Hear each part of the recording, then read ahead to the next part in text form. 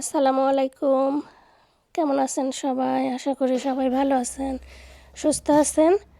আজকে আপনাদের জন্য আমি গরু মাংস দিয়ে হালিম রেসিপি তৈরি করে দেখাবো। আশা করি রেসিপিটা আপনাদের সবার ভালো লাগবে। তো চলেন শুরু করি। তো প্রথমে আমি রেসিপিটা প্যাকেট হালিম দিয়ে করব, যেটা আসলে বাজারে কিনতে পাওয়া যায়। তো আর এক্সট্রা কিছু আমি এর সাথে অ্যাড করব।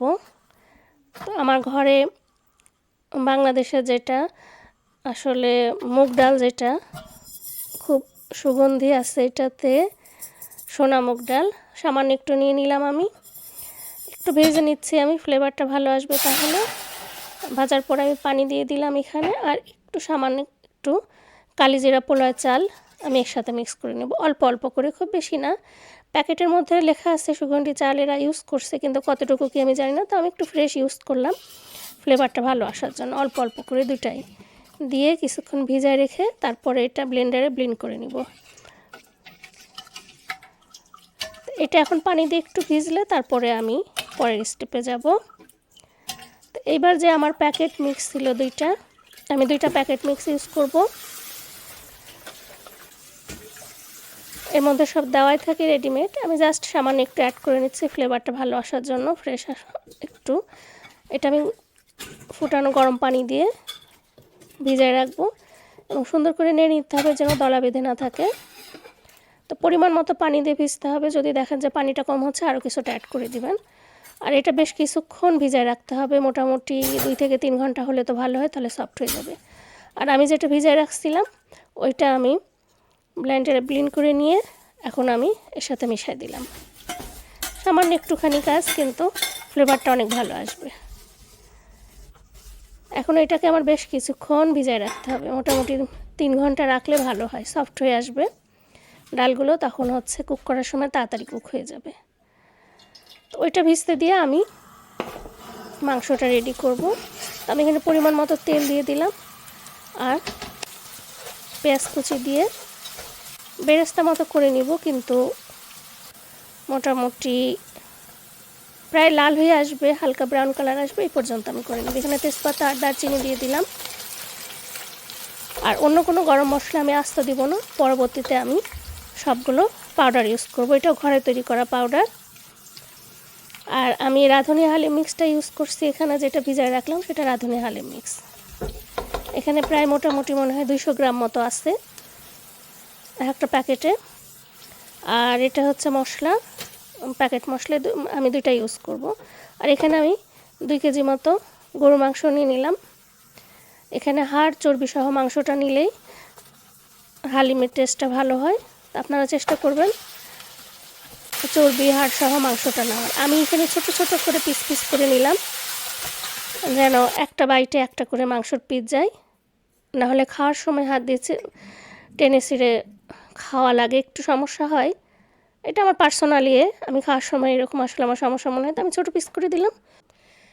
এখন আমি স্বাদ মতো লবণ, হলুদ, মরিচের গুঁড়া, রোস্টেড জিরা পাউডার একটু টেলে নিয়ে জিরা পাউডারটা দিচ্ছি, আর দিয়ে দিলাম ধনিয়া গুঁড়া, সব একে একে দিয়ে দিলাম। আর এখন আমি দিচ্ছি আদা বাটা, রসুন বাটা, কাঁচামরিচ বাটা, আর গোলমরিচের গুঁড়া আছে, গরম মশলার পাউডার একসাথে করে নিচ্ছি। এগুলো সব কিছু মশলা দিয়ে একসাথে করা। আর হালিম প্যাকেট মিক্স আছে একটা, এখানে আমি ভিডিওটা দেখাতে ভুলে গেছি। তো আসলে অনেক রান্নাবান্না ছিল, তো তাড়াহুড়ার মধ্যে ভিডিওটা ধরতে আমি ভুলে গেছি। তো মরিচ বাটাটা আছে, প্যাকেট হালিম মশলা একটা, চাট মশলা আর গরম মশলা, যেটা একসাথে সব ধরনের মশলা দিয়ে আমার করা, গোলমরিচ সহ।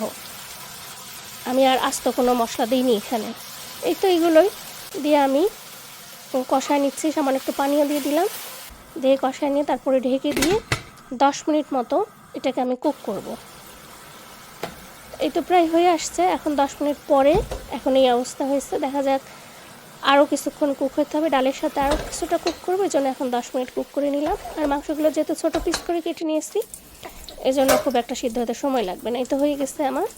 আর এদিকে ডালটাও আমি মোটামুটি 2.5-3 ঘন্টা মতো ভিজায় রাখছিলাম।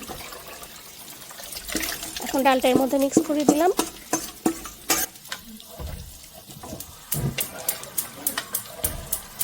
আর এখন এক প্যাকেট, আমি যে 2 প্যাকেট হালিম এর মধ্যে ইউজ করলাম, তার সাথে যে মশলাটা ছিল প্রথমে আমি একটা দিয়ে দিছি, আর এখন একটা প্যাকেট দিয়ে দিলাম। 2টা প্যাকেটই আমি ইউজ করলাম। বেশ ফুটে আসছে, এখন সমানে নাড়তে হবে, নাহলে তলে ধরে যাবে।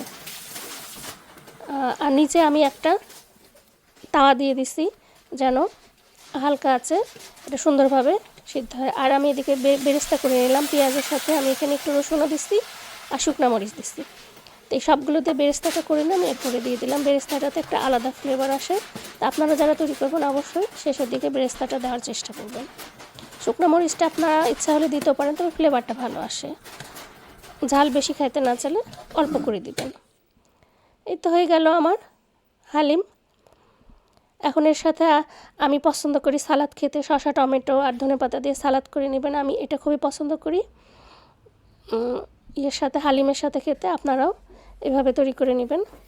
ভিডিওটা ভালো লাগলে অবশ্যই লাইক, শেয়ার ও কমেন্টস করবেন। আর যারা এখনও আমার পেজটা সাবস্ক্রাইব করেননি, সাবস্ক্রাইব করে দেবেন প্লিজ। আর যারা আমার ফেসবুক পেজ থেকে দেখছেন অবশ্যই পেজটাকে ফলো করে আমার পাশেই থাকবেন। আর কমেন্টসে, ফেসবুক পেজেও একটু কমেন্টস করে দিবেন কেমন হয়েছে, রেসিপিটা ফলো করে দেখবেন। খেতে যদি ভালো হয় অবশ্য কমেন্টসে আমাকে জানাবেন।